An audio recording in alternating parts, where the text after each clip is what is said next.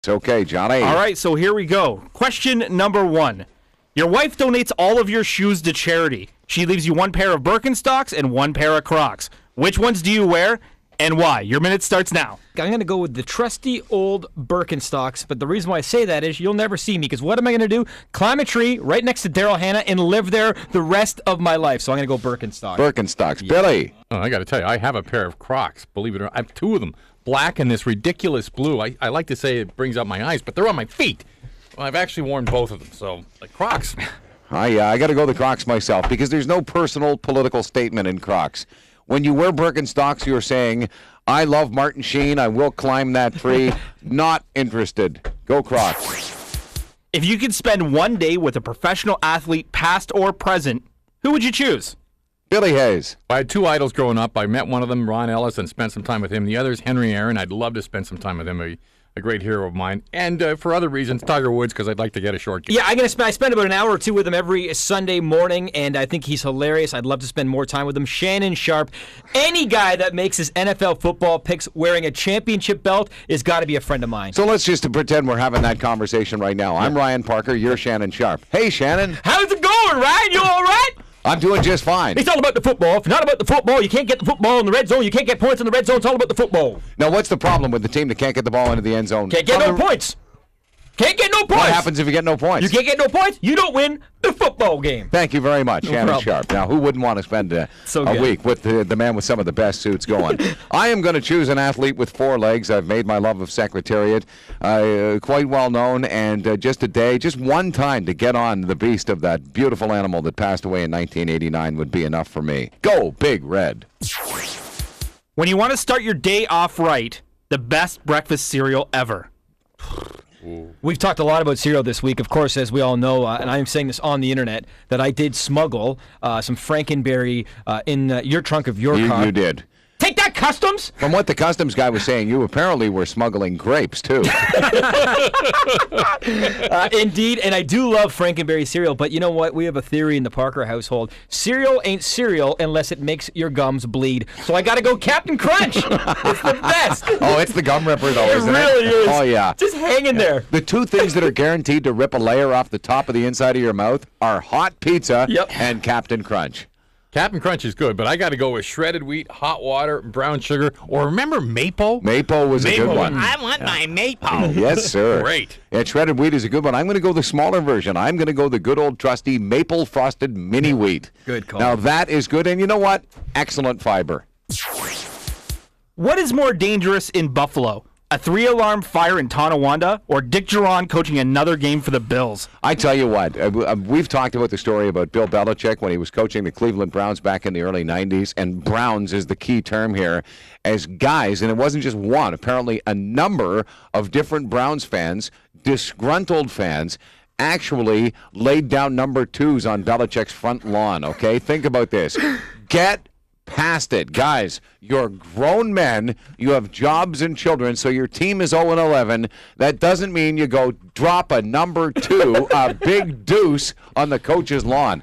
Belichick in Cleveland also had to send his kids to different schools every few months because they were getting harassed so badly. Put it this way, I would not want to be one of Dick Juron's kids in school in Buffalo, although he looks old enough. I'm sure his kids are university age. They might still get pummeled.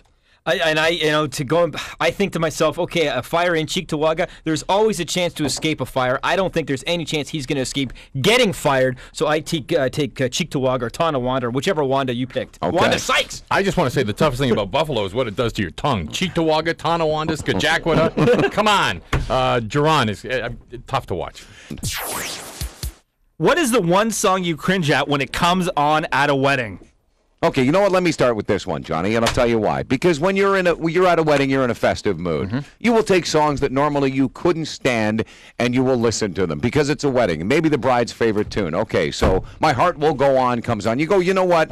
Do I really want to hear Celine Dion? No, but most of the people here had a couple of cocktails. They're having a great time. They will listen to that stuff for 3.5 minutes. There is only one song that has ever been recorded that will guarantee me to go looking for a loaded shotgun that I can put right in my mouth. Don't Worry, Be Happy by Bobby McFerrin. Don't worry, blow the top of your head off.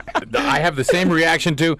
Oh, the chicken dance. I hate the chicken dance. Drives me nuts. I hear you. I agree with both you guys. In fact, I had the chicken dance on, so I'll move on to if I can tweak the subject matter a little bit here. I got an argument with my wife over a wedding song, which was 2 years ago. Can you believe it? She did not want me to have a Gwar song played at our wedding. I said, honey, anything from This Toilet Earth, one of the greatest albums ever made.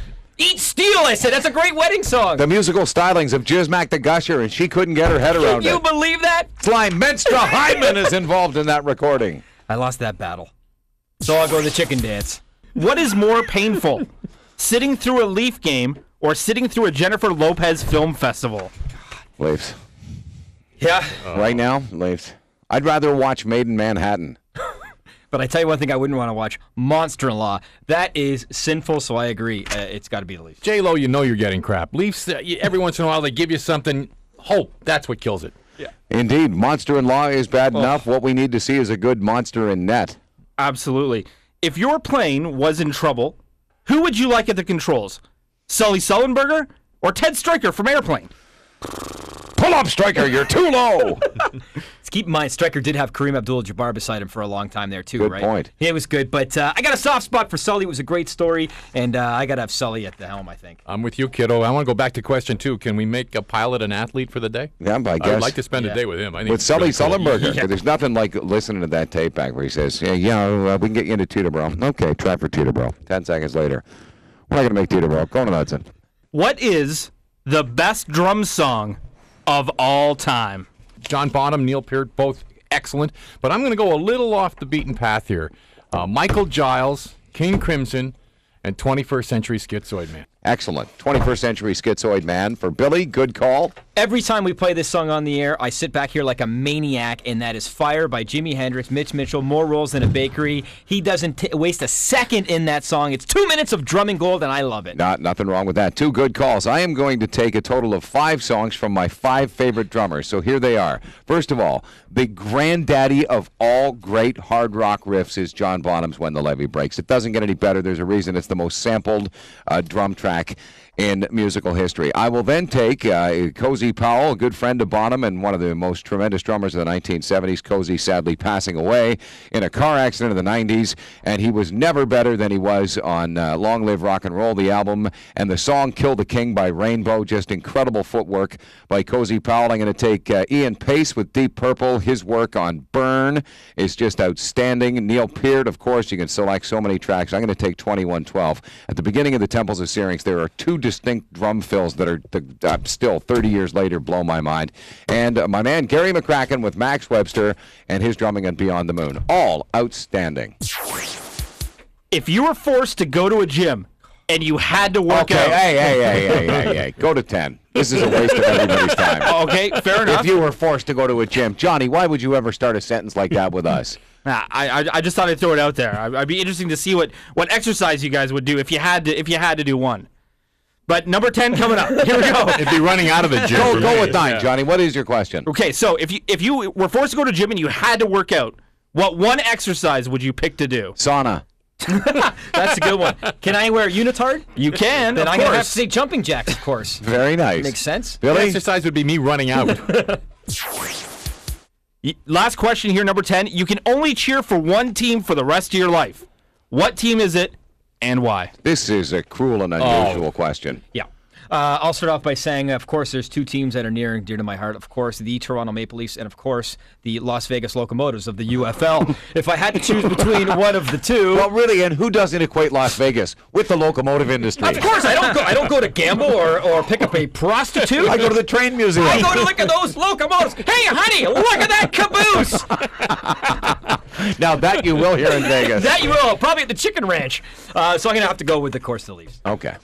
Well, the Leafs, they just break your heart all the time. But the one I think it's like tattooed on my heart is the Green Bay Packers. I'm a Packers fan from when I was a little kid, and I can't get over it. So, again, not a bad call. Leafs, Packers, I'm certainly a fan of both of those, but the team I've been cheering for since I was just a little kid. And the great thing about it, they play in a league where it's 100% turnover every 4 years. Go Blue, University of Michigan Wolverines football. Thanks for playing 10 and 10, boys. Oh, that was fun. That's excellent.